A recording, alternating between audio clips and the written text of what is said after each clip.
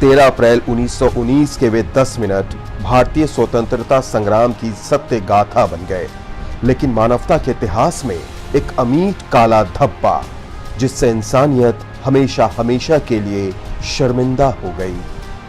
3 तरफ से मकानों से घिरे जलियांवाला बाग में 20 से 25 हजार निहत्थे हिंदुस्तानियों की भीड़ पर 10 मिनट तक लगातार गोलियां चलती रहीं। गोलियां चलाने वाले थक गए, लेकिन क्रूर और बदले की आग में चल रहे वैशी जनरल डायर की आत्मा बच्चे, बूढ़े, महिलाओं और निर्दोष लोगों की लाशों को देखकर भी नहीं पिघली। जनरल डायर के सैनिकों ने कुल 1650 राउंड गोलियां चलाई। 10 मिनट तक बिना 1 सेकंड रुके चली इस गोलीबारी में 1000 से ज्यादा जिंदा लोग लाश बन चुके थे और करीब 5000 से ज्यादा लोग बुरी तरह से घायल हो गए। जब यह घिनौना कृत्य रुका तो चारों तरफ धूल और खून ही खून था। किसी की आंख में गोली लगी थी तो किसी के पैर में, किसी की आंतड़ियां बाहर आ गई थी तो कोई अपने सामने अपनों को मरता देख रहा था। लाशों के ऊपर लाश से अटा पड़ा था जलियांवाला बाग।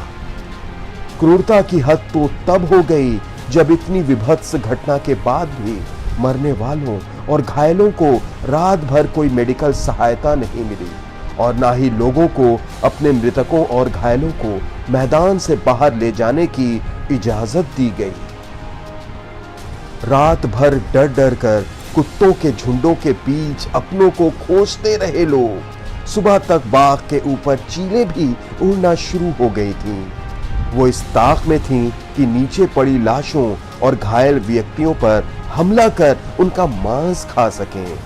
यहां तक कि गर्मी की वजह से लाशें भी सड़नी शुरू हो गई थीं, लेकिन बेशर्म ब्रिटिश हुकूमत इन सब से बेपरवाह रही।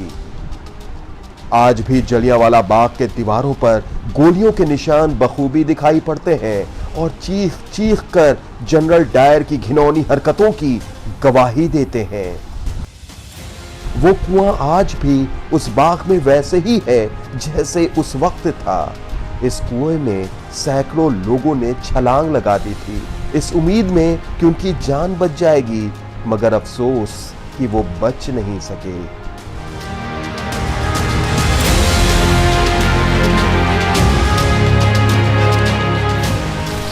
Burji went to the Bagh to attend the meeting. When the troops arrived, we were about 100 yards away. The troops began shooting ruthlessly and indiscriminately. I and Hazura Singh ran towards the wall, but Sardar Hazura Singh was shot in the belly. He died there and then.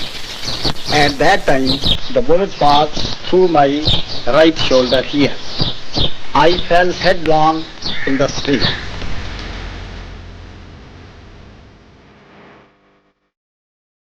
दरअसल 1919 में British सरकार द्वारा कई तरह के कानून देश में लागू किए गए थे, जिनका मकसद सिर्फ और सिर्फ स्वाधीनता संग्राम को दबाना था। इन्हीं कानूनों में से एक था 1919 का रॉलेट एक्ट। इसके जरिए अंग्रेज क्रांतिकारी आंदोलन को दबाने के नाम पर भारतीयों के मौलिक अधिकारों को खत्म करना चाहते थे। इसके लिए जस्टिस सिडनी रॉलेट की अध्यक्षता में एक कमेटी ने 2 विधेयक तैयार किए, जिसे रॉलेट बिल के नाम से जाना जाता है। ये दोनों विधेयक 6 फरवरी और 18 मार्च 1919 के बीच तमाम भारतीय सदस्यों के विरोध के बावजूद इंपीरियल लेजिस्लेटिव काउंसिल में पारित कर दिया गया।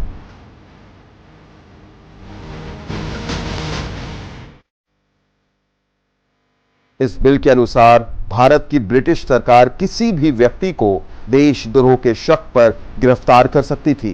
गिरफ्तार व्यक्ति को बिना किसी ज्यूरी के सामने पेश किए जेल में डाला जा सकता था। इसके अलावा पुलिस 2 साल तक बिना किसी भी जांच के किसी भी व्यक्ति को हिरासत में रख सकती थी। एक तरह से इस अधिनियम ने भारत में चल रही राजनीतिक गतिविधियों को दबाने के लिए ब्रिटिश सरकार को एक निरंकुश ताकत दे दी थी।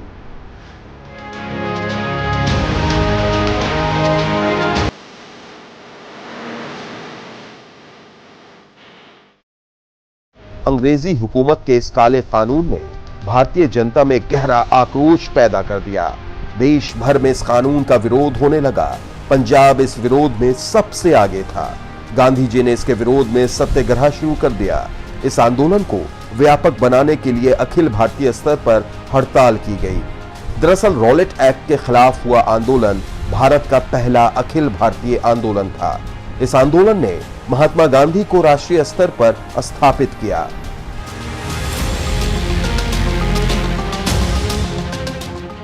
अमृतसर में भी 6 अप्रैल 1919 को एक हड़ताल की गई, जिसमें रॉलेट एक्ट का विरोध किया गया। धीरे धीरे इस अहिंसक आंदोलन ने हिंसक आंदोलन का रूप अख्तियार कर लिया। इस आंदोलन का प्रभाव हालांकि पूरे देश भर में था, लेकिन अमृतसर, लाहौर और गुजरांवाला सबसे ज्यादा प्रभावित था। रॉलेट एक्ट के विरोध में हुए आंदोलन में बड़ी संख्या में लोगों की भागीदारी से डरकर ब्रिटिश सरकार ने अमृतसर के 2 लोकप्रिय नेता डॉक्टर सैफुद्दीन किचलू और डॉक्टर सत्यपाल को गिरफ्तार कर नजरबंद कर दिया। इन नेताओं की गिरफ्तारी के विरोध में 10 अप्रैल 1919 को अमृतसर में लोगों ने बड़े पैमाने पर धरना प्रदर्शन किया।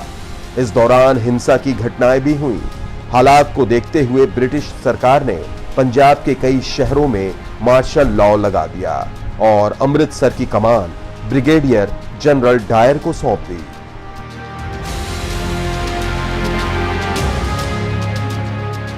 13 अप्रैल 1919 को बैसाखी का पर्व धूमधाम से पूरे पंजाब में मनाया जा रहा था।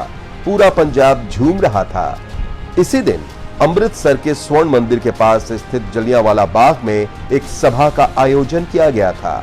हालांकि शहर में कर्फ्यू लगा था, लेकिन इसके बावजूद बड़ी संख्या में लोग इसमें शामिल हुए। इनमें हिंदू, मुस्लिम और सिख सभी शामिल थे। दरअसल इस सभा में ज्यादातर लोग वो थे जो बैसाखी के मेले में भाग लेने आए थे।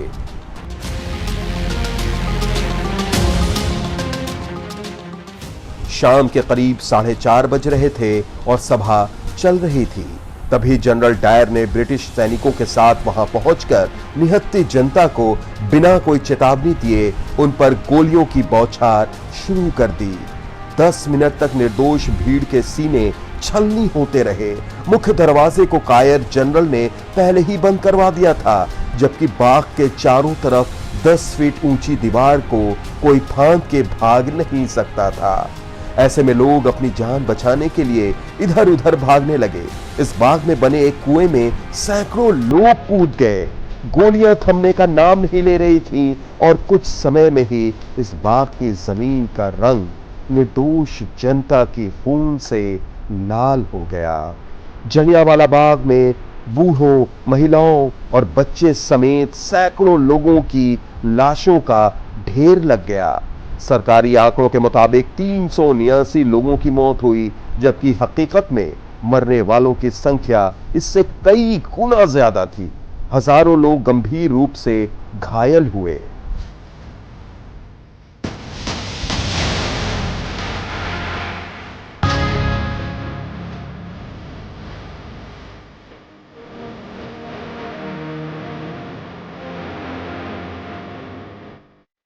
तेरह अप्रैल 1919 को जलियांवाला बाग नरसंहार में जिंदा बचे 22 साल के युवा नानक सिंह ने इस दर्दनाक घटना के 1 साल बाद 1920 में खूनी बैसाखी नाम से एक लंबी कविता लिखी। अंग्रेजों ने डरकर इस कविता को प्रतिबंधित कर दिया था। इस कविता को पढ़कर रूह कांप जाती है।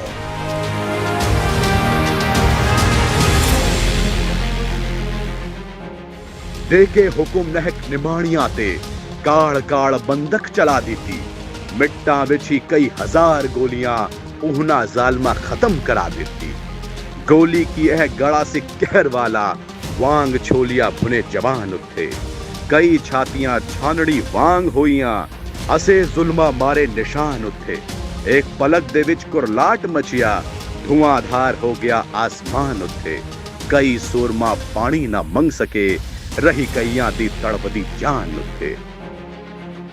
So I think it has two important aspects. One is the raw imagery of the poem. It's very visual, It's quite remarkable that my grandfather, who went on to become a very famous writer, was only 22 at the time of Khuni Vaisakhi, at the time of the Jallianwala Bagh massacre. And as a 22-year-old with very little formal education, he wrote this powerful account, which is not just a poem, but it's also a work of contemporary history. And I've subsequently looked at some of the really detailed research that has gone into Jallianwala Bagh in the context of the centenary, and validate the historicity of the sequence of events that's narrated in Khuni Vaisakhi, that yes, Gandhi ji had given a call for satyagraha, for a hartal on the 30th of March. 6th of April, most cities in India, including Amritsar, observed the general strike. 9th of April was Ram Navami in Amritsar, and the Hindus and Muslims and Sikhs got together to celebrate that. The whole thing about Dr. Saifuddin Kichlu and Dr. Satyapal as the two stalwarts from Amritsar leading the Ram Navami celebrations and then being arrested and so on. The massacre itself on the 13th of April and its aftermath. So there's a lot that is captured in the space of some 4,000 words. And so it's quite a remarkable, not just as a piece of literature, but as an eyewitness's account, as a survivor's account, as somebody who was there and wrote about it with such passion.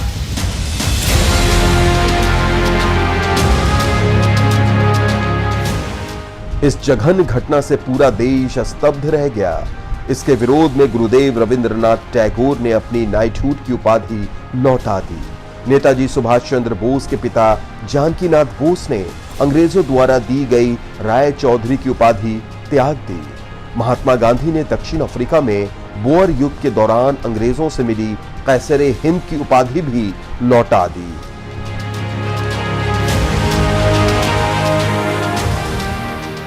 इस क्रूर घटना की देश और दुनिया भर में निंदा होने के बाद ब्रिटिश सरकार ने अक्टूबर 1919 में जलियांवाला बाग हत्याकांड की जांच के लिए हंटर कमीशन का गठन किया।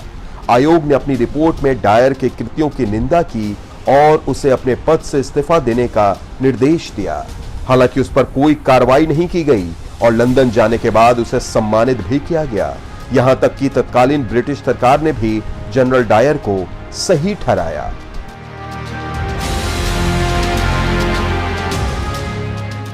इस घटना के बाद भारतीयों और अंग्रेजों के बीच जो दूरी पैदा हुई उसे कभी पाटा नहीं जा सका। इसने सीधे तौर पर भारतीयों को एकजुट राजनीति के लिए प्रेरित किया, जिसकी परिणति स्वतंत्रता प्राप्ति के रूप में हुई और इस घटना के 28 साल बाद अंग्रेजों को भारत से जाना पड़ा।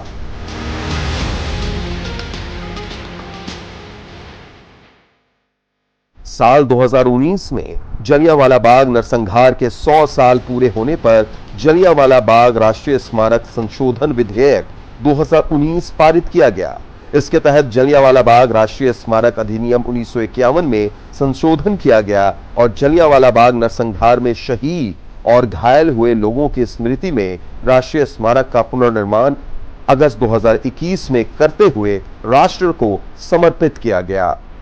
जलियांवाला बाग परिसर में स्थापित राष्ट्रीय स्मारक पर खुदे उन शहीदों और घायलों के नाम यहां आने वाले हर व्यक्ति को चीख कर यही गवाही देते हैं कि देश की आजादी और ब्रिटिश हुकूमत की काली करतूतों के खिलाफ कितने साहस के साथ उन्होंने विरोध किया।